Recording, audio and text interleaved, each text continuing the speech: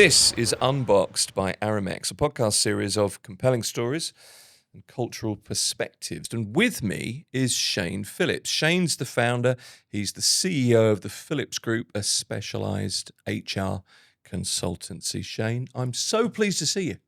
Thanks for having me. And we also, during COVID, launched a site called ownmycareer.com, which is the second largest career site by volume of videos in the world and the largest in the Middle East, designed to help people get back on their feet when life gives you that gut punch. Well, let's start with gut punches, Shane, because I guess that's as good a place to start as any. But how do you, if you're looking for a job, you're looking for work, you're looking to move up, the rejection thing is really hard. Everybody wants a new job. How do you deal with rejection? How do you pick yourself up?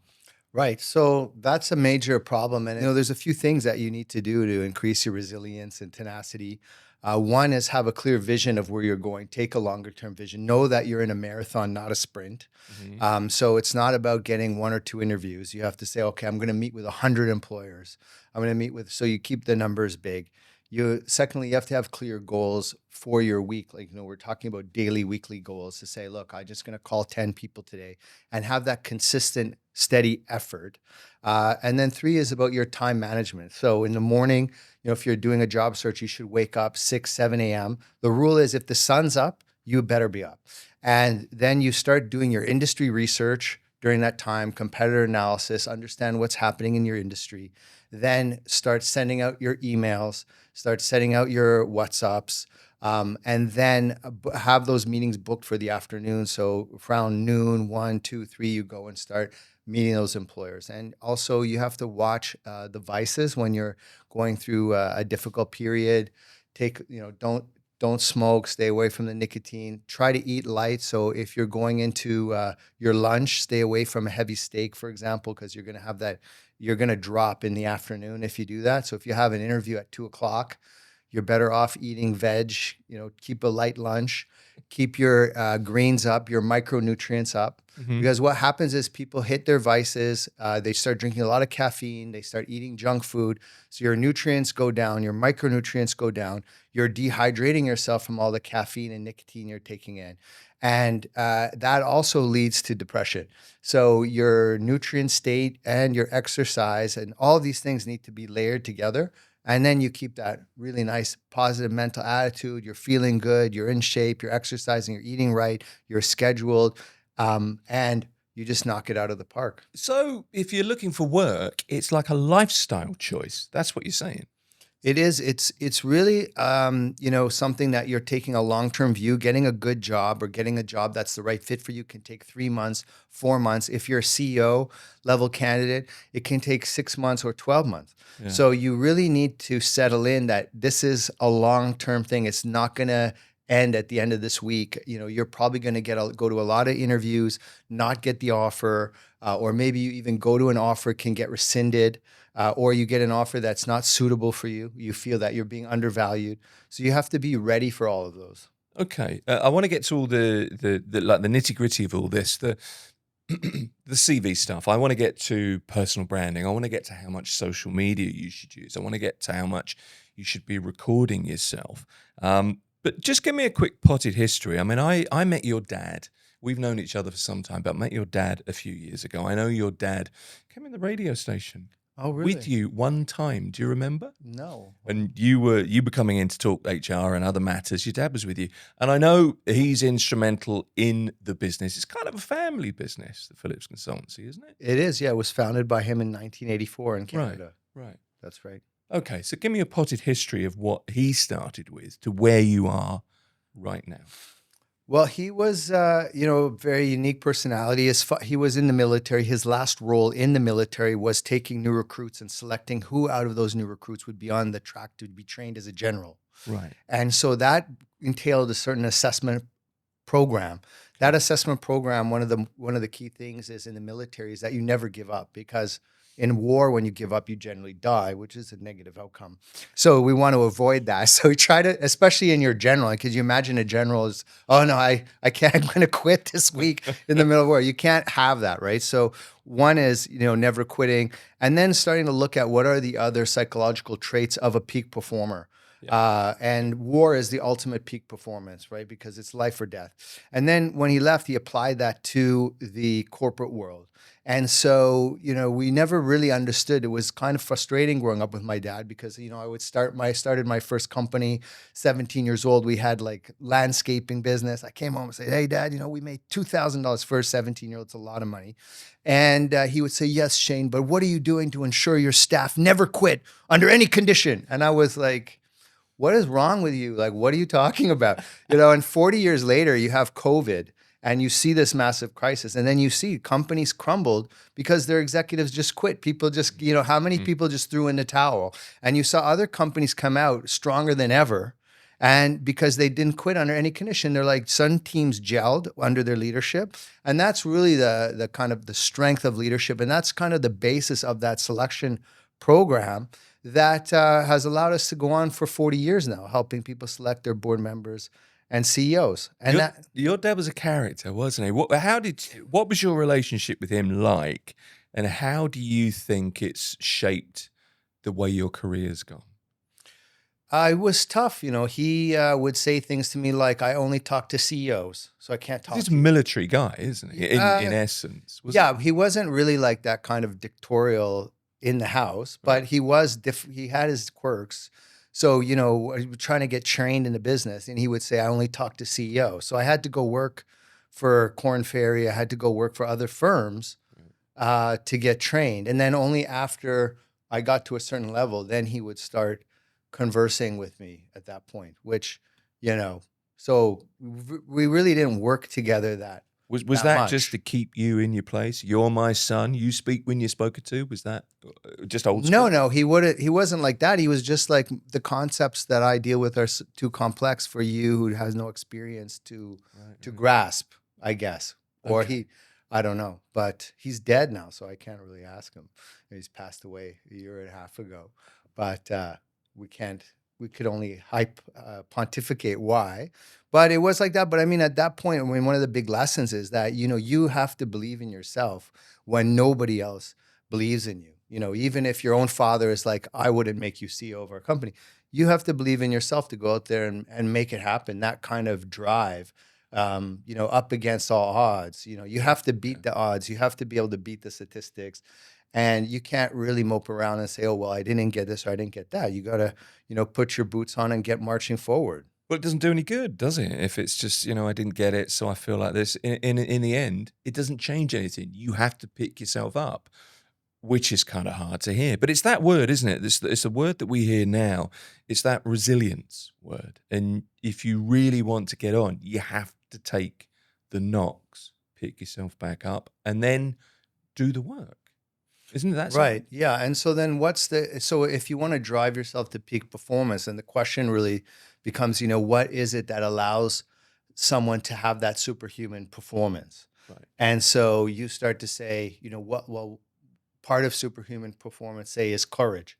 So what drives courage? What drives your ability to kind of face any headwind and not stop? And so at the crux of that is really identity of who you are. So for example, if something negative happened right now in the city, a lot of people in Dubai will just leave because part of our identity, we're not Emirati. We love Dubai. A lot of us will say Dubai is our home, but it's not like the Palestinians where, this is their identity. Being from that land is who they are, and they're willing to die for it. Sure. Or you see Al Jazeera journalists getting arrested, and they could easily make a certain statement and get released from jail, and they refuse because being a journalist is who they are.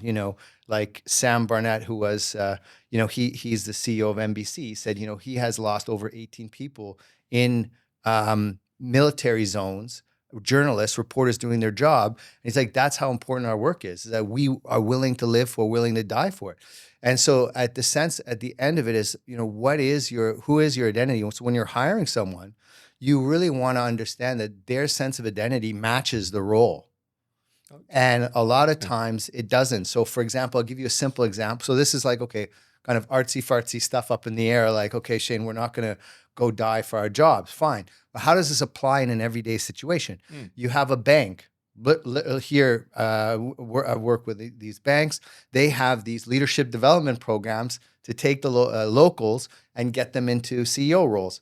So the guys take 40 of the top bankers, they put them in this role, and then they'll say, okay, what's the result? Next thing you know, out of the 40, 15 of them have resigned. And you go, why? Well, because they think banking is haram. So why are you taking a guy into a bank, putting him on a leadership program when he doesn't want to be a banker or she doesn't want to even be a banker? Nobody asked them. So you probably shouldn't, so at the crux of it is really identity at your assessment protocol for yourself. Yeah. A lot of times people spend their whole lives trying to be something that they're not. And, that again leads to death. It's some of these CEOs have heart attacks. They die on the job because they are just following a societal path. What's the next, thing that's the right thing for me? I should strive to be CEO. Sure. Well, no, you shouldn't, because your personality isn't for that. As a CEO, you have to have a really high level of ambiguity. You have to have a high tolerance for conflict. You have to have a high tolerance for risk. You have to be okay with having very low amount of control. So you look at Donald Trump, whether you hate him or love him, he's got the perfect personality traits. He loves conflict. He is very happy with ambiguity. You're taking shots at his head and he comes up in fist pumps. A lot of people would crumble, having someone shoot at them. They would never leave the house again. People are trying to kill me. They barricade themselves in the house. They can't take the pressure of the job. So your personality and your intrinsic drivers have to match the role that you're going in. So people sell themselves short because they don't know who they are. They're not looking inside. They're so busy looking outside.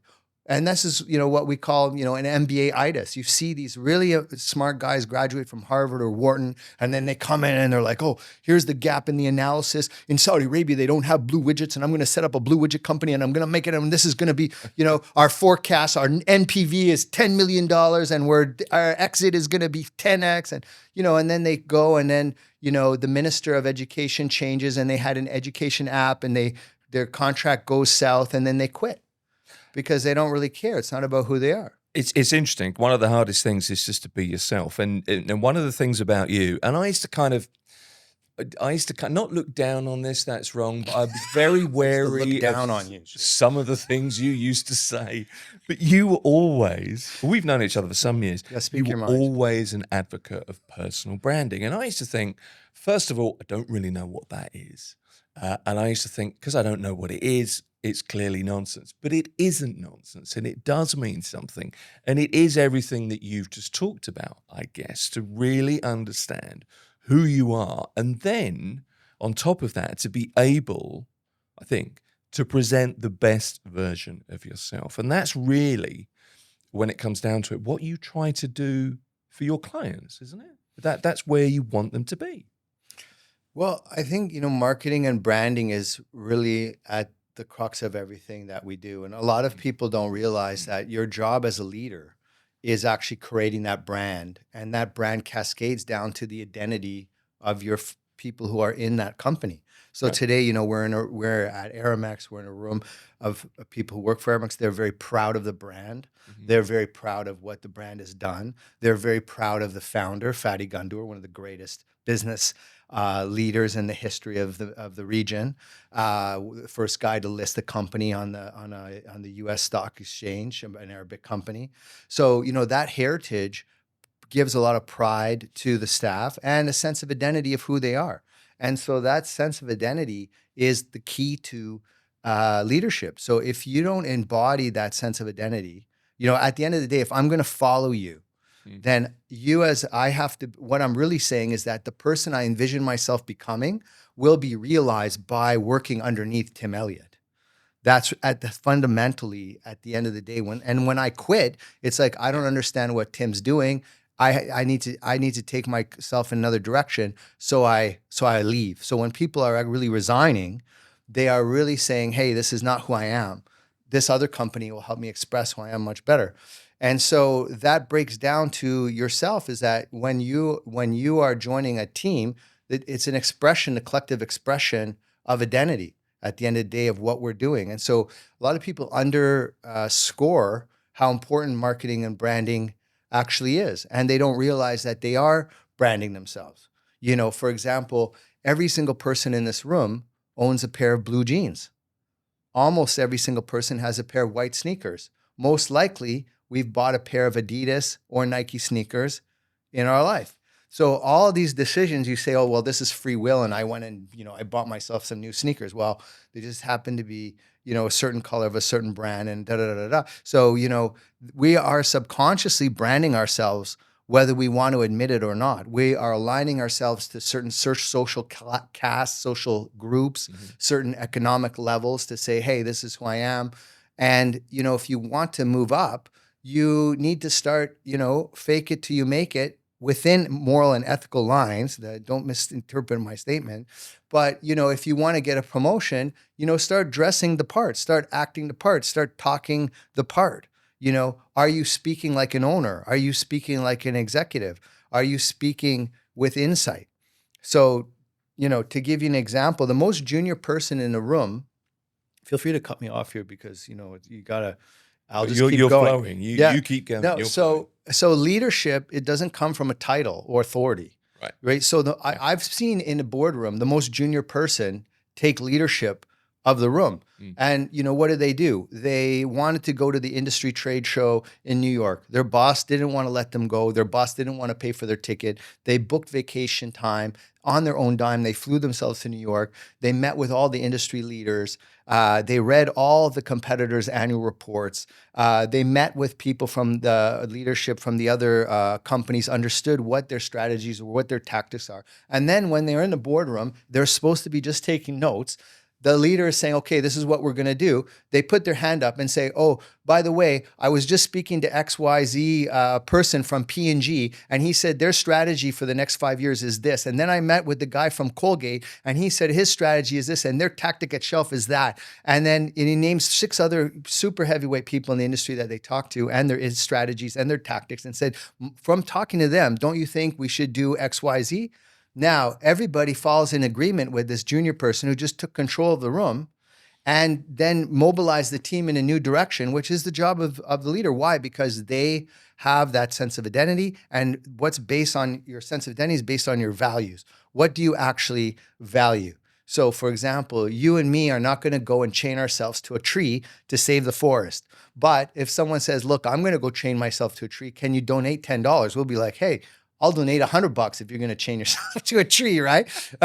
So that person who's willing to die for the green movement becomes the leader of the green movement. Right. The person who really has the value of the profession becomes the leader of the profession, right? And so at the end of the day, when you're looking back at your branding, when you're doing your brand statement, it's like, what are your values? What do you stand for? Who are you? When people say Tim Elliott, what comes to mind? Do you want them to think of a creative radio media personality? Do you want them to think of someone who drives results?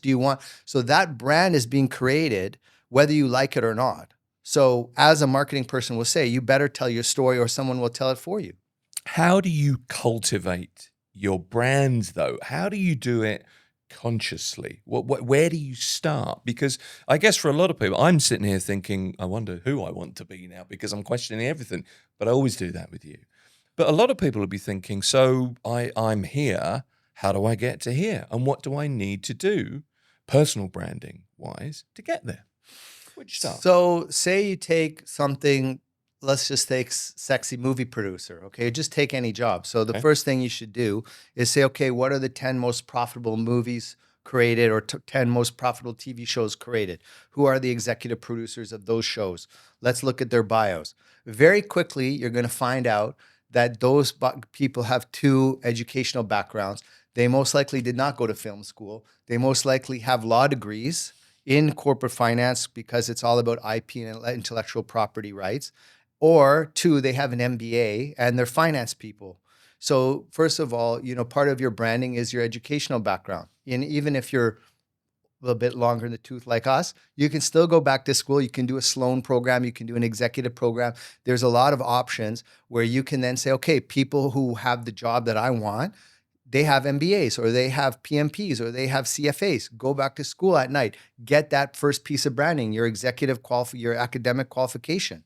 And then Then the next thing is, okay, well, how do these guys dress? What do they read? How do they speak? Because there's going to be, for every industry, there's a lingo, right? When two media people get together, they start talking media lingo. Two search consultants get together, we'll call a job description a JD. We call this, there's a language that you need to learn, right? Sure. And then you say, okay, well, what are the top 10 books on that profession? Read those, understand who the winners are, and copy what they're doing. It's actually very simple. And that's why, con men are very successful, because a con man doesn't have a sense of identity. He's a chameleon. He'll just look at, okay, what are the symbols of success in this industry? What do successful people in this industry look like? What are their backgrounds?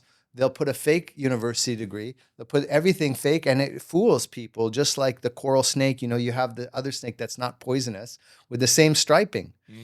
I'm not saying be a con person, although I could tell you how to do it because we catch them all the time. I'm sure you But I'll tell you how to fake a PhD. So basically, one of the best con guys we ever had, he basically wrote his name and his date of birth, and he submitted for education verifications at 1,000 schools. And of course, somebody with your name and date of birth would have graduated from those schools with a degree. And so they come back and they'll say, oh yeah, Tim Elliott of XYZ date graduated with a PhD in astrophysics from Stanford in 19 whatever. Then you're like, okay, now I have a degree, because it matches your name, matches your date of birth, and then they apply for the job. So I could be Dr. Elliott with no effort at all. Yeah, but you would really have to. So what this guy actually did is he went and read all the papers and actually spent like a year educating himself on that thing. So he could actually, you have to be able to answer questions on your thesis and so on. Mm-hmm. Mm-hmm. Okay. Yeah. All right. So, but that's not what we're here to talk about. Everything that you've said today, and there is a common theme. It's about work. You have to do the work, and you have to do the work yourself, don't you? Because if you're going to go off and look at the 10 greatest movie producers as an example, read the 10 books about it, understand the industry, you've got to do the work if you want to get there. And I think that's a fear for a lot of people. It's just, well, if I'm at this point in my profession, and I do this and I'll move up here, You don't necessarily have to do a great deal more work, but to get somewhere, you have to. Well, I mean, this is a kind of a complex issue. So one, you have to set up your vision. So part of like climbing the ladder is there, but if you just focus on climbing the ladder, you most likely will fail and burn out. So it's a little bit of a paradox in that sense, is that your focus really needs to be on having the skill set and the capability. So if I want to be a movie producer, what I really, rather than, obviously I'll join a movie house or whatever, and yes, I will conduct myself in a professional manner so that I'm eligible for promotion, but I'm more interested in learning than actually the promotion itself, because the capability set is really critical. So I would go up to the most powerful producers, ask them to mentor me, ask them to teach me whatever they can. I would stay late in the office, see who's still there, ask them if they need help, go to the library on the weekends, really try to develop my capability set. And then the job will automatically come. And that was the example that I was trying to give to you of the most junior person in the room taking leadership, because they have such a value for the profession that they went and talked to the top performers. They're focused on learning what is actually the right strategy. You see, that's what I'm trying to get to. Lots of people love what they do, but you've got to do the work to get to the top, to hit the heights, as it were. That's the point, isn't it? Yeah, so that's why, like, one quirky thing that we do in my company is that we've actually sacked people for not reading books. So like in the probation period, you're assigned like 3 books that you need to read, 3 or 4 books. And then like what kind of books? What? Like related to our profession. So like one of them is who. So this is, like who should you hire? And different books depending on which division you're in. If you're in the search side or you're on the business development side, we have like books on the sales side, like Science of Selling, which are really great, or Persuasion by Cialdini. So what the tenant there is that's driving the behavior is that if you are so disinterested in the profession that you don't want to read anything about it, then you need to get out and get into a profession that you are excited to read about, you know? Okay, so you've got to be excited about what you do. You've got to want to do what you want to do. Yeah. Let me ask you about something else, and it's networking. How important is networking? And also, how do you network? Because you're a voluble character, you're lively, you're good in a room with people. How do you do it? Okay, that's a huge. So there's a lot It of is. different strategies, Sure. but you have to, because I came to this country and I knew no one. I had no family, no friends, nothing.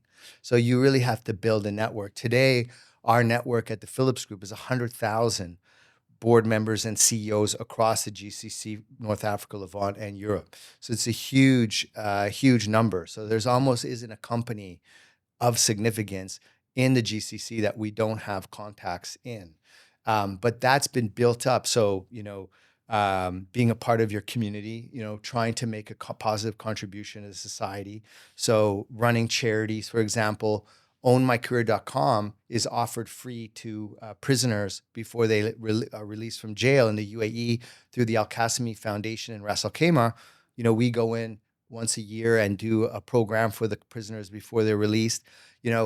People don't care what you know until they know how much you care. And, you want to be part of a community, you need to contribute to that community. So, I joined the Canadian Business Council, and through the council, we also did a variety of different charity events to try to make a contribution to give back to the society. You want to join your industry professions, like your industry associations. What can you do to make a contribution? So I'm the only search consultant. I made a directory of all the top executive search consultants. It's available on my website. My competitors are like, Shane, I just want to understand. We're competitive. Why are you promoting me? Said, look, you're not going anywhere, are you? Oh, okay, so we're all together in this. Let's let's not fight. Let's make a ethical, moral industry where the good players are identified, respect each other, and you need your competition at the end of the day. So, and then giving good advice. So, walking into I remember I walked into a bank one day and he's like, I want to sack my CHRO. And, a regular search consultant would just take the mandate. And I told him, you're not really going to get a better CHRO. You're just, there's only so many banks and the quality level is X. So all the problems you have, you're just going to change the face and you're going to have the same problem with a different person. So you might as well try to upskill this person.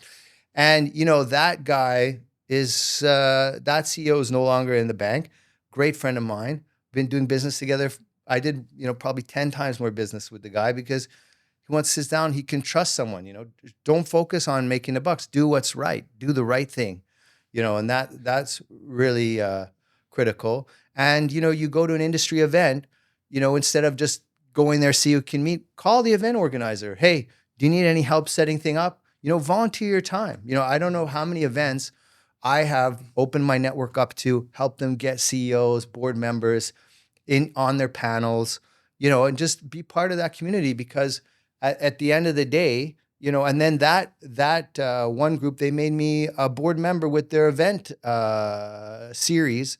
And that opened up a lot of doors for me, Let me ask you about money. One of the things that's really difficult, I think, is you're in an interview situation or you're in the running for a new job and you have to negotiate money. I never know how to do it. I'm British. We're reticent. It's hard for us, but it's hard for a lot of people. How do you do it? How do you tackle the money? Sure. Well, first of all, most people, you can't help them. So even if you try to give them advice, like Okay. literally, I had a friend last night, okay, and she's on vacation here in Dubai, came by, friend of the, blah, blah, blah. And she's like, well, I'm going for this promotion. And I'm like, if you want, you can take my negotiation course on ownmycareer.com. I'll give you a discount code. You can have it for free. And if it's almost free anyway, it's like $29 or something. It's the best on the market. My opinion, of course. But she doesn't want to take it. She's like, well, I'll wait till I get my offer and then I will, come to you. I'll be, it's too late then. By the time you get an offer, it's too late to negotiate. I mean, you can try, but most of the damage is already done. So what do you want to do if you want to get a good offer, which is probably you're like, get on with it. How do I get my money? You don't want to hear the story about the girl and everything, but it's demand and supply. Simple as that. If I want to sell this phone, Samsung can charge or Apple charge a premium because the demand is high. The Apple phone demand is dropping, so you're going to see the price drop off, less buyers. So as a top performer, the biggest mistake you make is saying, "Oh, I only want to work at McKinsey, or I only want to work at Yahoo or Google. I don't know, whatever the Airbnb or whatever the cool company is now. I don't even know whatever it is. I'm out of the loop on that one. But you say, "Oh, I only interviewed this company." No, you need to get multiple offers. That's the first name of the game. And number two, you need to have relevant data points. What is someone in your profession earning? What are the top performers earning? What is the highest person earning? What's the lowest person? What's the mean? You need that data on what the salaries are being offered. And then you need to go to the smallest companies because they're the easiest ones to get an offer from, because the job growth is in the small companies. It's not in the big companies. Like, I'm sure Aramex is a huge company and they have to hire so many, but right now there's a logistics company with 8 people and they just got an order and they need to ramp up to 20 people in the next 3 months. So, as a small company, you're always understaffed. So, go to the small companies, get yourself multiple offers, start to get some evidence of what you're worth. Then you go to a huge company like Kareem or something, where you say, okay, I'm just guessing that's a company people like or whatever.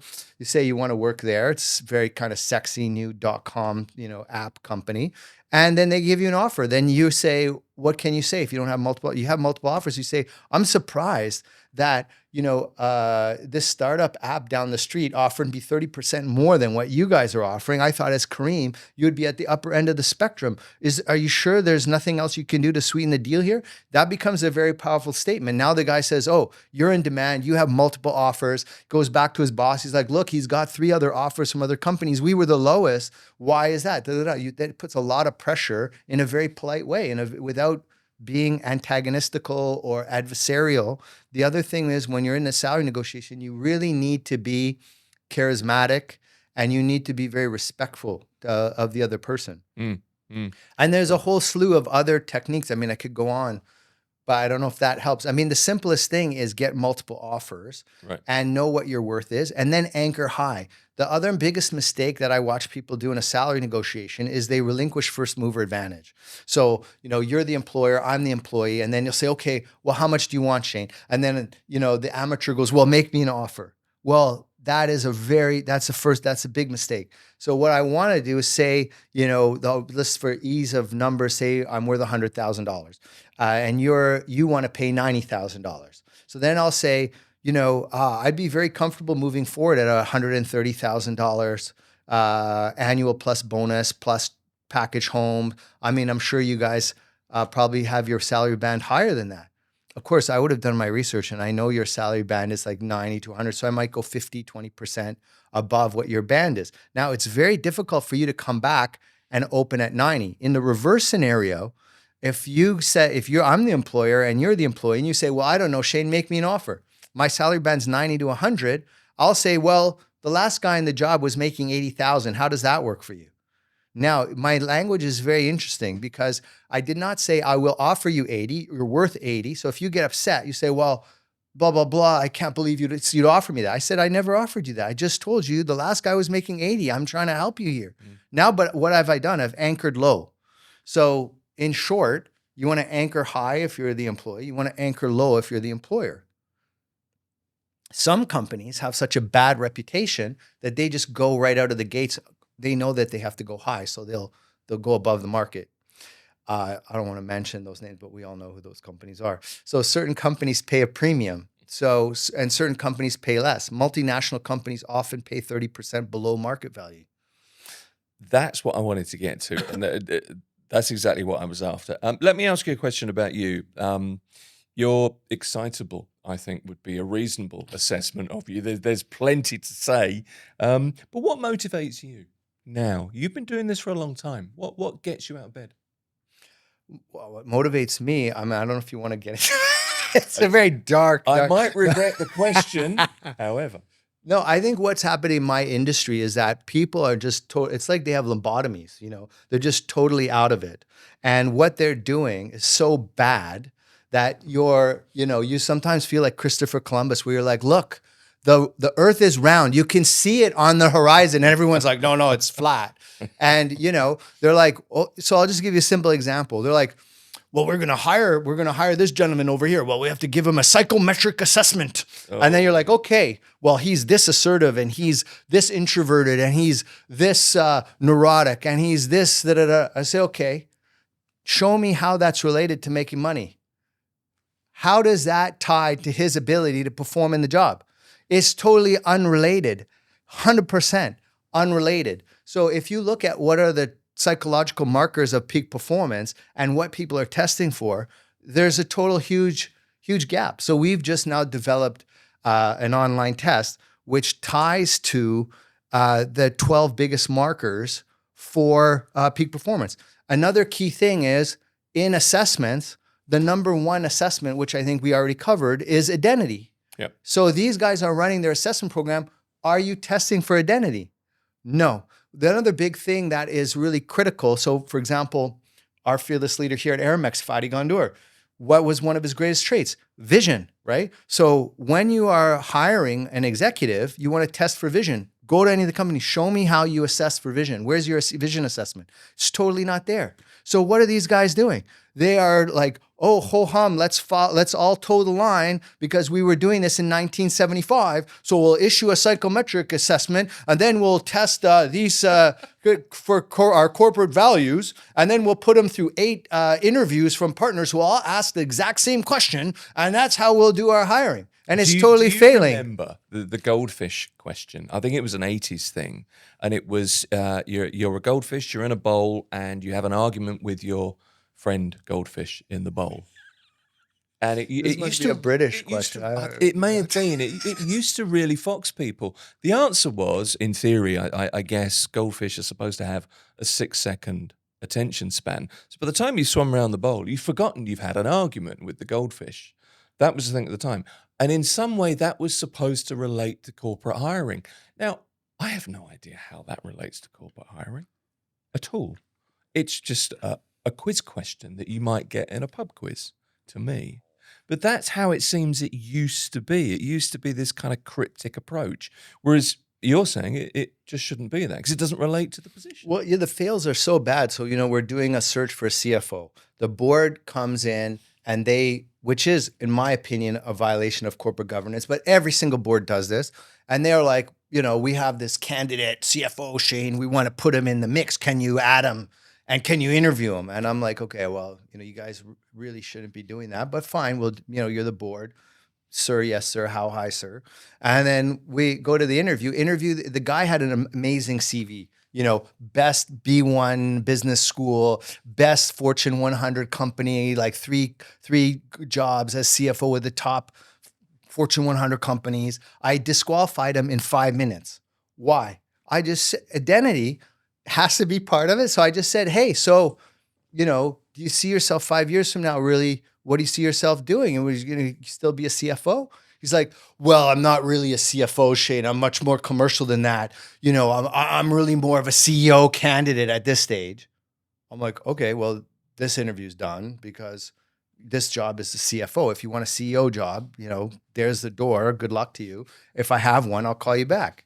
Okay. And then he tripped out. And so it's like, so then you go back to the board. They're upset because, hey, this is our friend. How did you disqualify this guy? I know this guy for 20 years, best CFO. I said, okay, he doesn't want to be a CFO. So why would you hire him? And then they're dead. So there's such stupid, simple mistakes that are being made. So I get out of bed hoping, hey, can I change this? Can we at least have one company that says, hey, let's fix your policies and procedures? No, you go to the company, the CEO's like, well, Shane, we need your help because, I just interviewed 40 people and my HR sending me these guys, they're all off. I said, okay, first you can hire me to do a search. That's going to cost you X. If you want, for free, no cost, I will come in, I will review your policies and procedures, rewrite them for you, okay, and fix the problem. Because the problem starts with your policy that says, hey, we're going to take a job ad and we're going to interview the best of the worst and we're going to give you those people that are unemployed that no one else could hire. Why don't you hire those?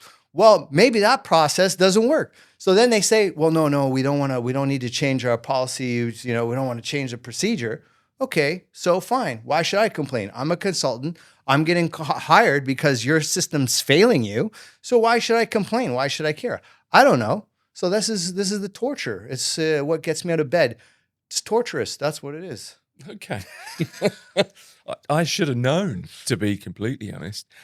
One of the things about this podcast is we're asking each guest certain questions. And I picked a couple of questions for you. And one of the reasons I picked them is I've always felt that you, aside from being quite excitable, you've always been a little bit ahead of the curve. Years and years ago, when social media first popped up, you were one of the real early adopters, I think, Shane. And I think this is to your credit.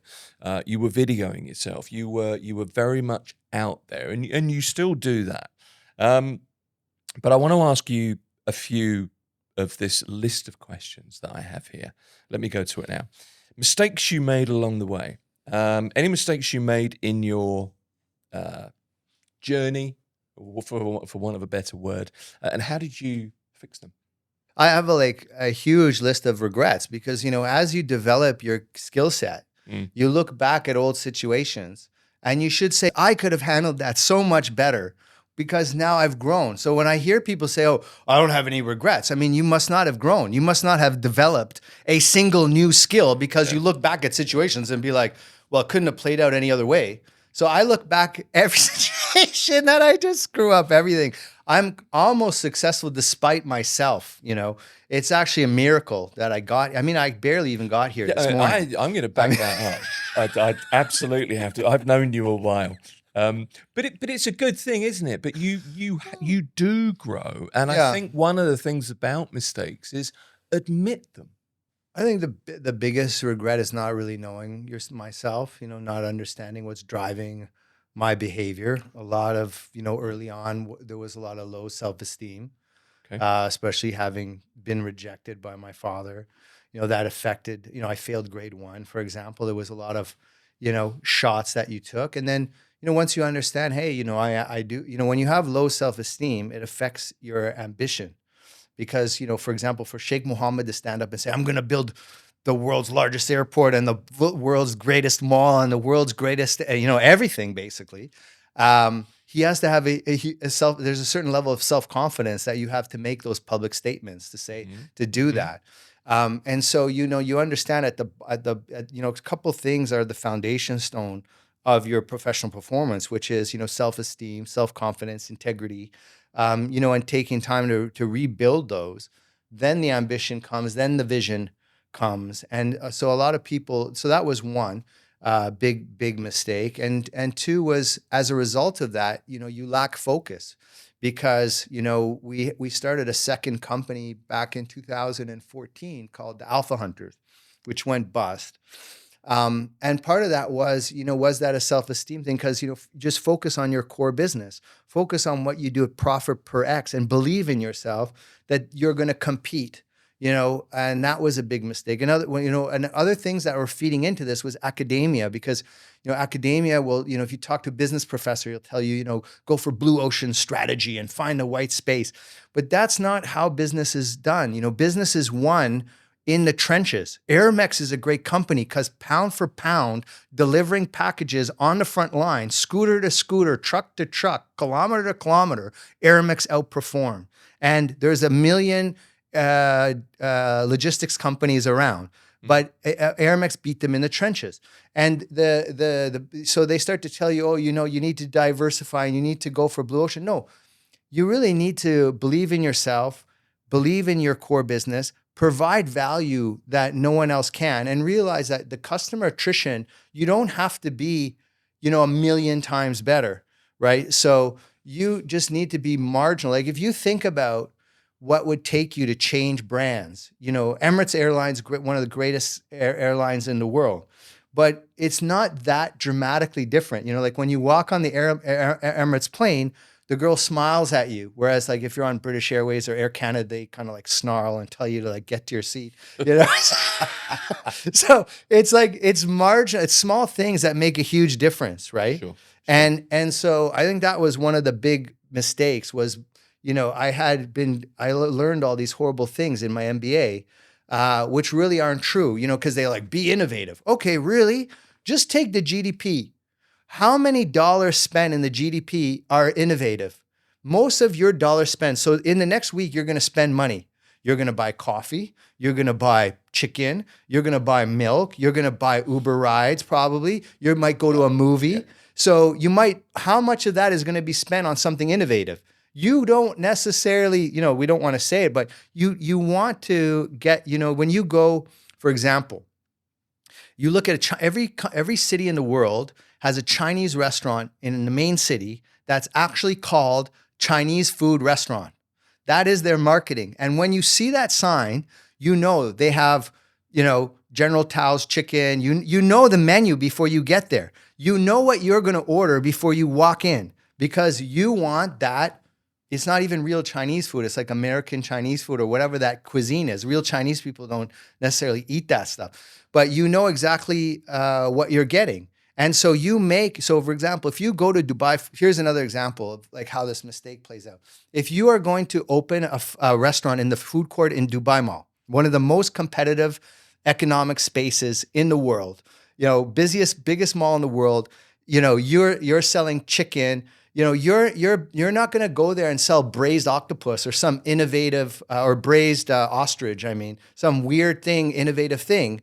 You need to sell what's the number one selling food item in there? Fried chicken, my friend. You open up a fried chicken place, you copy Al Bake, you're gonna make money, right? Mm-hmm. Al Bake has a huge success rate. They're doing nothing innovative. They're selling fried chicken. It's the same thing they were eating in 1965. It's the same thing they were eating in 1865. It's the same thing they were eating in 1565. They were eating fried chicken. Okay. So, that was one of my biggest mistakes. Yes, you need to understand innovation and you need to be in tune with technology and these digital trends. They're very powerful. But at the end of the day, don't get away from your core value proposition. What's your profit per X? And you want that human touch. So that was, I don't know if that's too long, but that was a huge mistake that I made. And I blame it on London Business School because they taught me that. The catch is that, you want to go to your business professor. He's never done business. She's never done business. That's something I've long argued, and I can't get to grips with that. You love what you do. You have great passion for it. And that's a phrase that I always think people say, so why do you want to do this? Well, I'm passionate about, and I always think you're probably not. So I'm very wary of that. But I think it's clear that you do. If you had to start over, Shane, what would you do differently then? So if I were to start differently, is exactly the opposite of my mistakes, which is, listen to other people, try to, just be true to yourself. Who are you? What are you doing? And focus on that one thing. Play a long-term game. Don't try to make a short-term buck. Really focus on, I should never have started that other company in 2014. I should have just focused on my core business and continued to grow that. 10 years later, that's what we're doing now. We are really focused on who's our target customer, what's the value proposition of that customer, how do we fortify our service and provide more value to that target customer than any other provider can. And that's really where you start to really now as an organization, we're really picking up steam because of that. But I wish I would have done that way earlier, and, the other, like, it's just not being true to myself. I'm asthmatic. I wanted to play, I wanted to prove that I'm an athlete. So I played varsity level football, American football, very competitive, but I'm never going to be the best guy on the team. I'm never going to be the star because I wasn't a natural athlete, so I should have just focused on business from day one. What's natural for you, a blue marlin or a black marlin, the fastest fish in the world, doesn't think about swimming fast. It just does it, and when you are in what, God created you to do, you will get that flow and, you will really find your success because you're more interested in developing your capability. It goes back to like the old craftsman who, Salvatore Ferragamo, or however you say his Italian name, he made his first pair of shoes for his sisters when he was 13 years old or something like that, 9 years old or 10. It was like, and he was just interested in how do you craft the perfect shoe. Enzo Ferrari was interested in how do you make the perfect racing car. He wasn't necessarily interested in making millions, so, you should really find that craft, which is dying. Today's society cares more about the symbols of wealth than the actual capabilities and values that create it. It's the old story, though, isn't it? Everybody wants what you've got, but they don't want to do the work that you had to do to get there. I mean, we've said that many times on this particular podcast. So it's really about knowing yourself. Last question, because we've talked for probably twice as long as we normally do. I knew that would happen. But what would you like to see happen, or maybe, I don't know, change or affect most in the world? And this is the unboxing question, Shane. What would you most like to unbox, and why would you like to do that? Well, I think what a lot of people don't realize is that you are being, your sense of identity is being created from birth for you. And a lot of that is actually driving you into being a worker class or worker bee. And just to give you a simple example, if you look at, okay, what were your idols growing up? Or what are your kind of icons of success? So when you're a child, maybe you like Superman, Batman, Spider-Man, Sure. Wolverine. Then you get to become a teenager. You like James Bond, John Wick now, the Fast and Furious. What's that? The Vin Diesel. And then as you get a little bit older, you like sports more. So you like the Michael Jordans, LeBron, the Verstappen racing driver guy or whatever. Mm-hmm. And then you say, okay, now I'm gonna chase my career. Well, what did I just name? Every single one of those is working class blue collar. And Spider-Man was the lowest level in the newsroom. So as Spider-Man was the photographer, it's even lower than the writer. It's just like the entry level position in the piece. James Bond is a flat-foot soldier, really. John Wick is a bottom line assassin. Vin Diesel is, he's a car thief. These are not mob bosses if you're going to go the criminal way.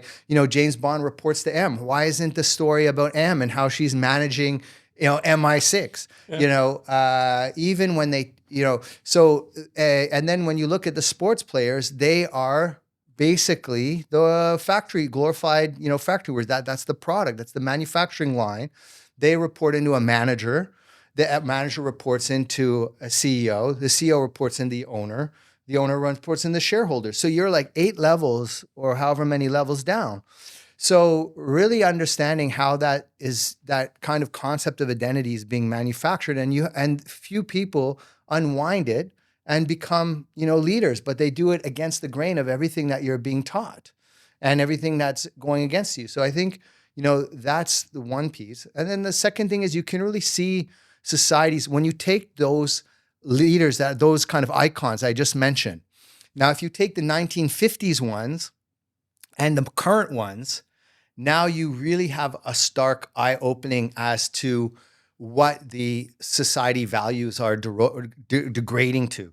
So, like, if you look at WWF, for example, which is now WWE, for our older guys, we think of it as WWF, but that's I still do. Yeah. You don't know, Anyway, you had Hulk Hogan, who was the good guy who fought for good. He was clearly a good guy. Now you look at your leaders. You have like Stone Cold Steve Austin. You had The Rock. You had right now Reigns. These are all villainous characters that the crowd then identifies with. Fast and the Furious, they're all a bunch of car thieves. Even you look at the old, the 1980s James Bond versus the one now. The current one now went AWOL. He was on drugs. He was borderline bad guy. John Wick is an assassin. Your heroes have become anti-heroes. You are now lionizing criminals. You are now celebrating, the bad guy. And it's if you go back to our theory of leadership, which is about identity, which means that a group chooses leader based on how well the leader reflects the identity of the group. Now you say, oh, well, how do they get this president or that president? You can start to see these good red flags all around that the values of society are degrading. That's why people are moving to Dubai. That's why people are coming to the Arab world, where so the last citadel, the last bastion of, hey, we stand for family values. You have the Middle East, you have Poland, where they're like, we're going to stand for this. And then you see this polarization where people are getting very nervous about where Western culture is going. And then you look at it and you say, okay, well, who are we celebrating in the media? And it's really quite gobsmacking what's going on. And you don't really notice it. Superman was all good, standing up for the greatest good. Da, da, da, da, da. Now, you have Wolverine, who's an alcoholic, stabbing people in bar fights. How is that? That's an anti-hero. That he is the epitome of an anti-hero. So this is something that I would undo, absolutely, and get back to, really that concept of morality and ethics that we should subscribe to and that we should stand for in business. And then from a global perspective, I think we should take His Highness Sheikh Mohammed, make him president of the world, everybody under him, and take Elon Musk and make Elon Musk his vice president. We'd be much better off. I didn't expect that, but I think there are a lot of people who'd agree with you. Shane Phillips is the founder, the CEO of the Phillips Group. I always love talking to you, Shane. Thank you. Thank you. Thank you for having me.